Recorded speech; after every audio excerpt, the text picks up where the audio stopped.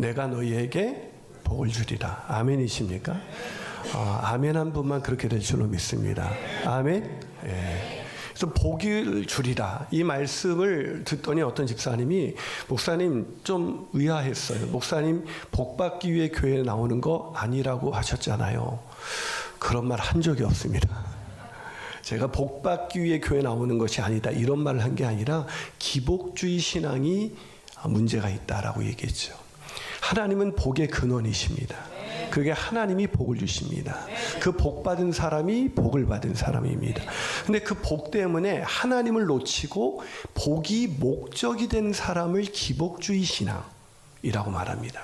그러니까 하나님을 믿는 것이 하나님께 영광을 돌리고 하나님의 찬송이 되기 위해서 믿는 것이 아니라 하나님을 이용해서 내가 복을, 그것도 이 세상의 복을 받으려는 사람들을 우리는 기복주의 신앙이라고 말을 합니다. 기복주의 신앙을 가진 사람은 이 세상의 여건에 따라서 기쁨과 슬픔을 오가면서 결국 인생을 끝날 때 허무와 절망을 극복할 길이 없습니다. 그러나 하나님이 주신 복, 이 복을 깨닫고 내가 복이구나, 내가 복을 받은 사람이구나, 이걸 아는 사람은 일평생 복을 나누는 복된 인생을 살아갈 수가 있는 것입니다. 그런 인생 살아가게 되시기를 주님의 이름으로 축복합니다. 오늘 본문에 하나님께서 너는 복이야, 너는 복을 나누는 사람이 될 거야 하는 한 사람이 소개되어 있습니다. 바로 아브라함입니다. 자, 이 아브라함에게 하나님 뭐라고 말씀하셨냐면 1절부터 3절 우리 같이 읽어볼까요? 있습니다. 시작. 여호와께서 아브라함에게 이르시되 너는 너의 고향과 친척과 아버지의 집을 떠나 내가 내게 보여줄 땅으로 가라. 내가 너로 큰 민족을 이루고 내게 복을 주어 내 이름을 창대하게 하리니 너는 복이 될지라. 너를 축복하는 자에게는 내가 복을 내리고 너를 저주하는 자에게는 내가 저주하리니 땅의 모든 족속이 너로 말미암아 복을 얻을 것이라 하신지라. 아멘. 이 복을 하나님이 아브라함에게 주셨습니다. 근데 아브라함이 이 복을 받은 사람으로 큰 민족을 이루고 이름이 창대하게 되고 넌 복이 될 거야, 그리고 너는 축복의 통로가 될 거야, 이런 엄청난 이야기를 듣고 하나님 말씀대로 살아갔는데 창세기를 쭉 아브라함의 인생을 따라가다 보면 아브라함은 복 받은 사람이라고 말하기는 너무 힘든 나그네와 같은 인생을 살았어요. 큰 민족을 이루겠다는데 100세가 돼서 겨우 아들 하나 얻었습니다. 근데 그 아들도 하나님이 달래요. 게다가 뭐 또 네가 밟는 모든 땅 다 주겠다고 하셨는데 땅이, 이 아브라함이 죽을 때 가나안의 그 땅이, 얻은 땅이 얼마쯤이냐면 자기 무덤 한 칸, 그게 다였습니다. 그러니까 아브라함은 복 받은 사람이라고 보기에는 괜히 본토 친척 아버지 집 떠나서 세상 말로 강아지 고생 하다가 인생 끝난 사람이 아브라함이 아닐까. 그럼 오늘 본문의 이 뜻은 우리가 생각하는 그런 복은 아니겠구나. 그러니까 자꾸 우리는 하나님이 주신 복이 뭔지를 모르니까 내가 복 받은 사람인데 복 받은 사람이라는 것도 모르고, 그러다 보니까 복을 나눠주기는커녕 나는 박복한 인생이야, 난 참 왜 이렇게 예수 믿어도 되는 일이 없지? 라고 생각하면서 사는 사람들이 굉장히 많다는 겁니다. 자, 그렇다면 도대체 복이 되고 복을 나눠주는 사람은 어떤 사람일까요? 첫 번째로 하나님의 선택을 받은 사람이 복 받은 사람입니다. 자, 오늘 본문에서 하나님께서 아브라함에게 이르시되 그랬어요. 그러니까 어느 날 아브라함은 자기 인생을 그냥 살아가고 있었습니다. 그냥 우상 숭배자인 아버지를 따라서 그냥 세상에서 잘 먹고 잘 살기 위해서 그냥 열심히 살고 있었단 말이죠. 그런데 하나님이 어느 날 아브라함에게 나타나서 너는 복이 될 거야 라고 말씀을 하셨어요. 그러니까 아브라함이 어떻게 복이 됐습니까? 아브라함이 뭔가 다른 사람 복에 복 받을 만한 일을 했기 때문에 복이 된 것이 아니라 전적인 하나님의 선택이었다고요. 우리는 막 복을 받으려면 복 받을 일을 해야 된다는 생각에 아주 이렇게 세뇌가 되어 있습니다. 그래서 어렸을 때는 문지방 앉지 마라, 밟지 마라, 복 나간다. 문지방, 여러분이 지금 복을 혹시 못 받고 계시다면 그때 문지방 밟았기 때문에 그랬던 건지도 모르겠습니다. 그런 일들로 우리가 뭔가를 잘해야 복을 받는다라고 하지만 성경은 진짜 복을 받는 비결은 네 행위에 달려있지 아니하고 하나님의 전적인 선택이다 라고 얘기합니다. 전 참 복받은 사람입니다. 제가 왜 복을 받았냐면 하나님이 저를 선택해 주셨기 때문입니다.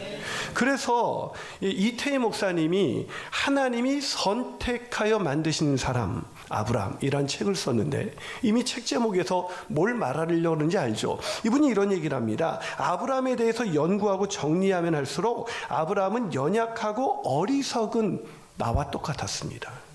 아브라함은 성숙한 믿음의 소유자라서 하나님으로부터 선택받은 자가 아닙니다. 어리석고 무지한 자를 믿음의 조상으로 세우시기 위해 하나님이 선택해서 성숙한 믿음의 수준에 이르도록 인생을 간섭한 자였습니다. 따라서 아브라함은 한 사람을 선택하여 믿음의 사람으로 만들어가는 그런 복받은 모델인 겁니다. 여러분, 저와 여러분이 이런 사람이 있어요. 교회에 오는 이유가 뭐냐면 복받기 위해서. 내가 뭔가 복받기 위해서 열심히 봉사해야 되고 열심히 헌금도 해야 되고 이렇게 하면 하나님이 복 주시겠지. 아닙니다. 그런 의미라면 헌금하지 마세요. 괜히 시험이 듭니다. 헌금했는데 복이 안 와요.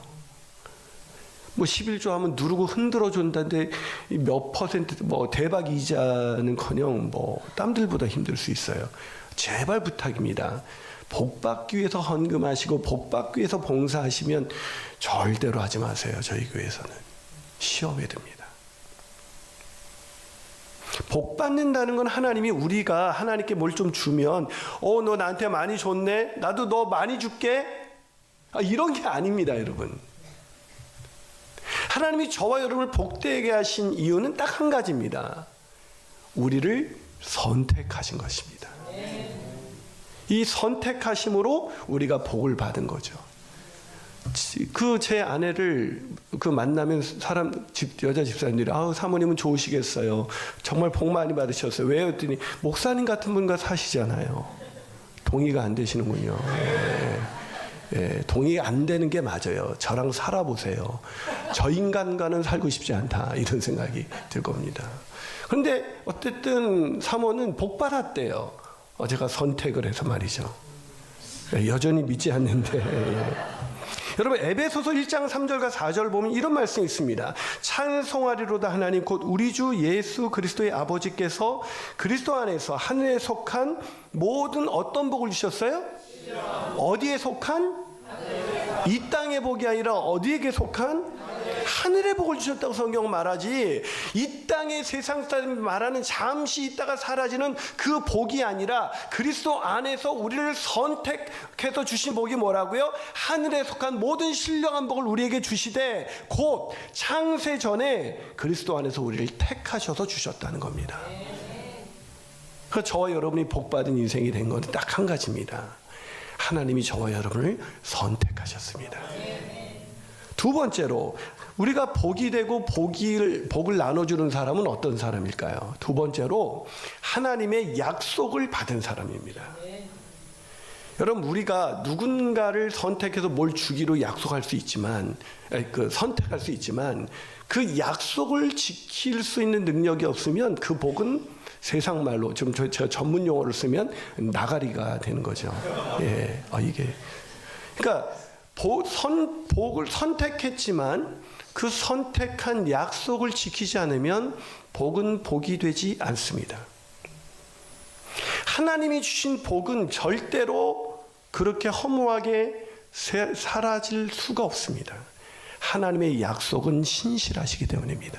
하나님은 약속한 것을 반드시 지키는 하나님이시기 때문에 그렇습니다. 그래서 하나님께서 약속하셨기 때문에 우리에게는 어떤 복이 되는 인생이 되는 것입니다. 그래서 오늘 본문을 해석한 히브리서 6장 13절에서 15절 보면 이렇게 기록되어 있습니다. 하나님이 아브라함에게 약속하실 때에 가리켜 맹세할 자가 자기보다 더 큰 이가 없으므로 자기를 가리켜 맹세해. 이게 무슨 얘기예요? 맹세를 하시는데 자기보다 더 크신 분이 없으니까 스스로 자기를 가리켜 맹세하실 정도로 가장 크신 분이 맹세하시면서 뭐라고 했어요? 내가 반드시 너에게 복주고 복주며 너를 번성케 하고 번성하게 하리라 하셨더니 그가 이같이 오래 참아 약속을 받았다. 근데 이 구절을 잘못 이해하면 아브라함이 오래 참아서 약속을 받았구나 이렇게 이해할 수 있는데 그게 아니에요. 박영선 목사님이 다시 보는 히브리서에서 이 부분을 이렇게 해석해 줍니다. 아브라함의 순종을 기뻐하신 하나님이 그에게 이런 약속을 주십니다. 내가 반드시 너에게 복에 복을 주며 너를 번성하게 하고 번성하게 하리라. 이 약속에 등장하는 복은 마치 아브라함이 이삭을 바친 순종 때문에 자격을 갖춰 받게 된 것처럼 읽혀집니다. 그런데 아브라함의 생애 전체를 놓고 보면 훨씬 전, 그러니까 이삭을 바치는 것은 고사하고 이삭을 얻기도 전에 이미 동일한 약속이 주어져 있었다는 걸 알 수 있습니다. 그러니 여기서 아브라함이 이삭을 바치는 순종을 했기 때문에 하나님이 복을 약속하셨다라고 보는 것은 무리가 있습니다.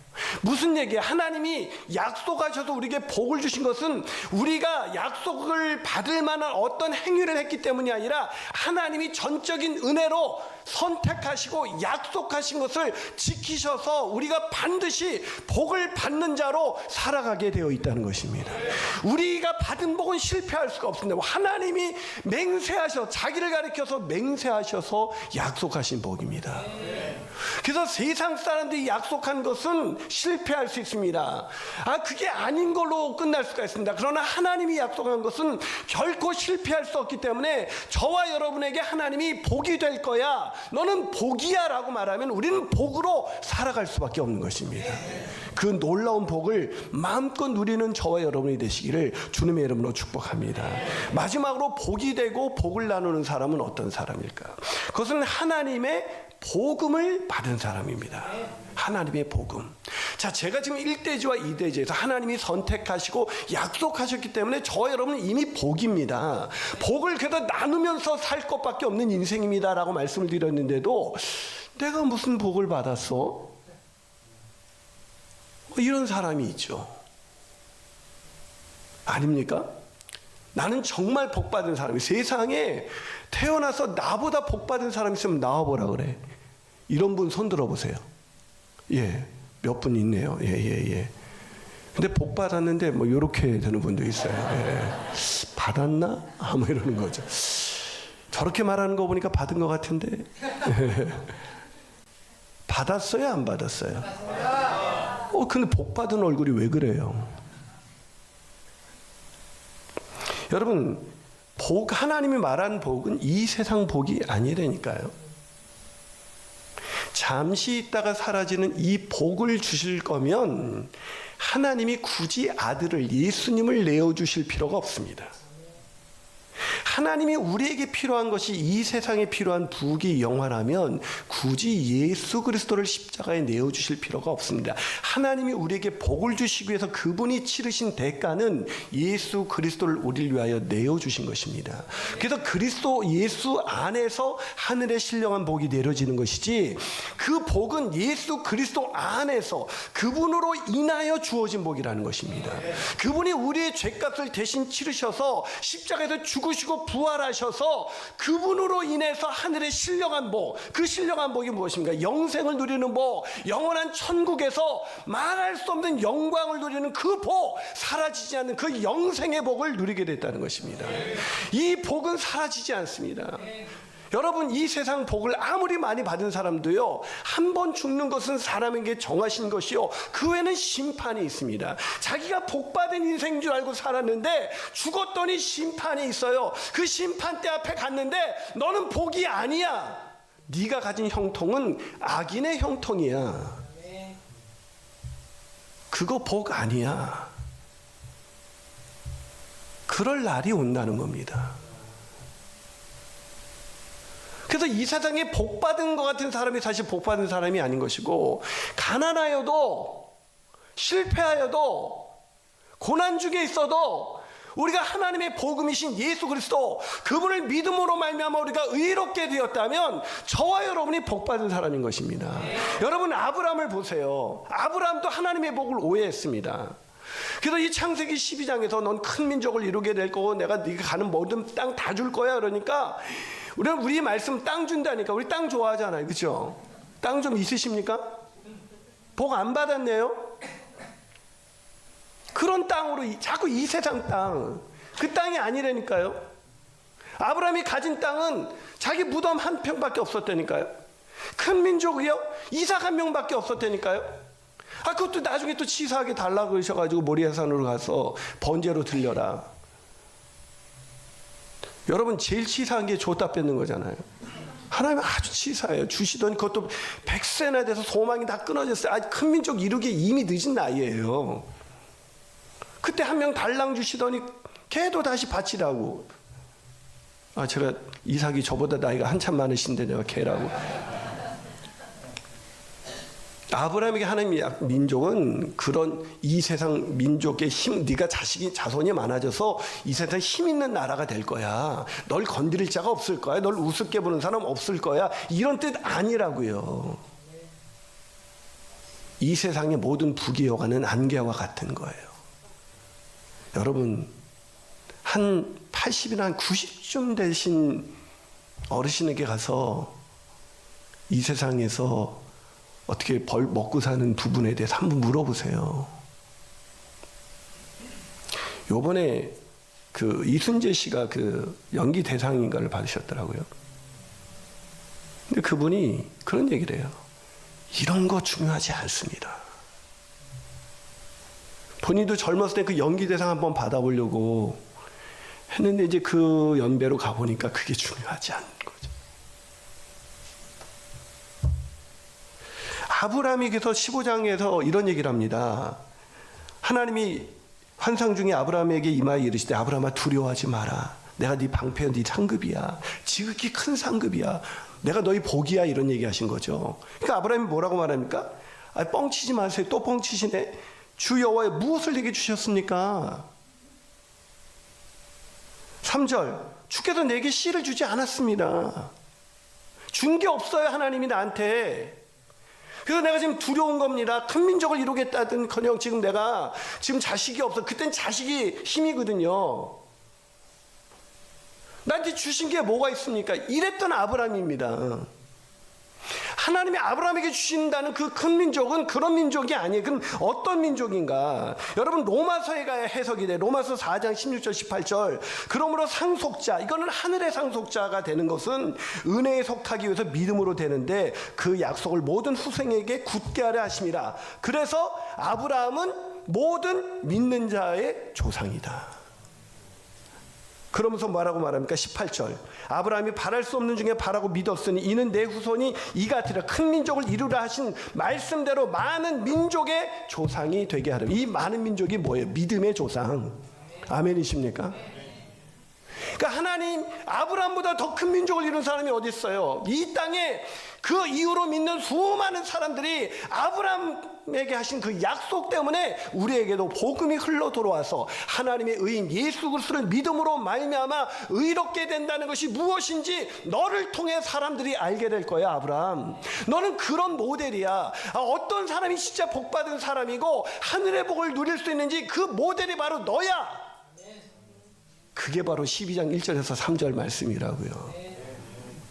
그러게 저와 여러분은 세상 어떤 가난과 어떤 역경 속에서도 복인 것입니다. 그 복을 나누는 인생 되시기를 주님의 이름으로 축복합니다. 제가 신년 들어서 바로 장례식에 가게 됐습니다. 근데 이분에 대해서 그 유가족 상주에 대해서 좀 아는데 이분이 정말 치열하게 인생을 사시는 분이에요. 정말 열심히 인생을 사시는 분입니다.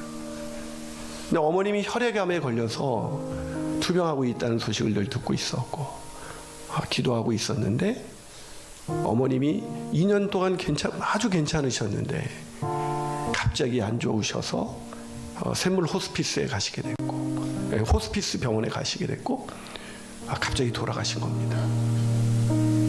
근데 이 집사님의 마음 가운데 너무 치열하게 인생을 살다 보니까 어머님이 그 호스피스에 가셨어도 제대로 찾아뵐 수가 없었던 거예요. 그러니까 어머님이 그런데 확 갑자기 돌아가시니까 마음의 후회와 자책과 어머님이 살아계셨을 때 잘 해드리지 못했다는 그 후회와 그 안타까움이, 그 슬픔이 이분의 마음을 지배했습니다. 근데 보통 우리 교회는 교인들이 너무 많으니까 재직 이상인 분만 담임 목사님이 좀 그 장례를 인도하고, 그렇지 않은 분들은 우리 수석부 목사님이 인도하시거든요. 근데 그때 마침 교육자들에게 휴가를 줬어요. 연말연시 바빠서 너무 치열하게 일들을 하는 것 같아서 휴가를 갔다 와 해서, 근데 이제 휴가 마치는 날 마지막 저녁이었는데, 근데 그 장례가 난 거죠. 근데 그 수석부 목사님이 제주도로 여행을 가셔서 못 오겠다는 거예요. 그래서 대신 나보러 가라고. 그래가지고 부목사님은 제주에서 휴가를 보내시고 저는 이제 가게 된 거예요. 근데 사실 저는 여러분의 장례, 모든 장례를 다 제가 치르고 싶거든요. 그 여러분의 가족의 장례를. 기쁘게 춘천까지 갔는데 표정이 너무 안 좋은 거예요. 얼마나 많이 마음이 무거웠을까요? 근데 저는 그 고인의 그 세워진 패를 딱 보니까 신건자 집사 이렇게 써 있더라고요. 아, 이분이 믿음의 사람이었구나. 이 사람이 복 받으신 분이구나. 이분이 가장 큰 복을 이제 누리러 들어가셨구나. 제가 설교를 이렇게 시작했습니다. 헨리 나우엔이 쓴 책 중에 죽음 가장 큰 선물. 뭐라고요? 정말 믿으세요? 전 그걸 정말 믿어요. 우리가 이 세상에서 어떤 선물을 받아도 그리스도인들은 죽음이라는 선물보다 더 큰 선물은 없어요. 죽음을 통해서 그 영원한 하늘의 복을 누리러 들어가게 되거든요. 그래서 슬퍼하고 안타까워하는 그분에게 의외로 이 죽음이 가장 큰 선물이라는 걸 교회 다니면서도 안 믿는 사람들이 있습니다. 그래서 죽음 때문에 너무 슬퍼하고 살아계실 때 부모님 잘 못해드린 거를 가슴을 치면서 아파하는 사람들이 있습니다. 근데 정작 고인께서는 지금 영광의 부활의 몸을 입고 그 영광의 하나님의 나라에 들어가서 이 세상에서 상상할 수 없는 엄청난 복을 지금 누리고 계실 것입니다. 그분이 지금 슬퍼하고 안타까운 그때 이 세상에 있을 때 조금 더 뭐 사드리고 찾아뵙고 할 거 그거 안타까워한다면 그 영광스러운 모습을 하고 있는 그 고인께서, 천국에 입성하신 그분께서 뭐라고 자식들에게 말하겠습니까? 얘들아, 니네 울 일이 아니야. 진짜 있어. 천국이, 영원한 나라가, 영광의 나라가 진짜 있어. 왜 슬퍼하십니까? 고인은 가장 영광스러운 나라에 가장 큰 복, 영원한 복을 누리러 들어갔는데 왜 그거 믿지 못하시고 슬퍼하십니까? 그래서 제가 그랬어요. 여러분, 그 장례 예배, 위로 예배에서 여러분, 우리가 벌써 두 번째 생을 살고 있다는 거 아세요? 우리 엄마 뱃속에서 10개월 살았습니다. 탯줄을 끊죠. 완벽하게 태아에게 생명줄이 됐던 탯줄을 끊는 순간 태아는 왜 우는지 아십니까? 아이고, 나 죽었구나. 저는 확실히 믿습니다.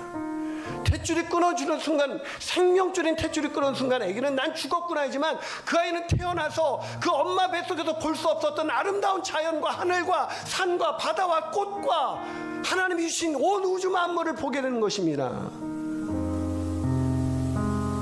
우리가 육신의 장막을 벗어버리는 어느 날 우리는 엄마 뱃속에서 볼 수 없었던 이 아름다운 하나님이 지으신 만물을 보게 된 것처럼 예수 안에서 죽는 자들, 하나님의 복음인 예수 그리스도를 믿는 자들은 죽는 순간 내가 얼마나 복된 사람인가, 깨닫게 될 것입니다.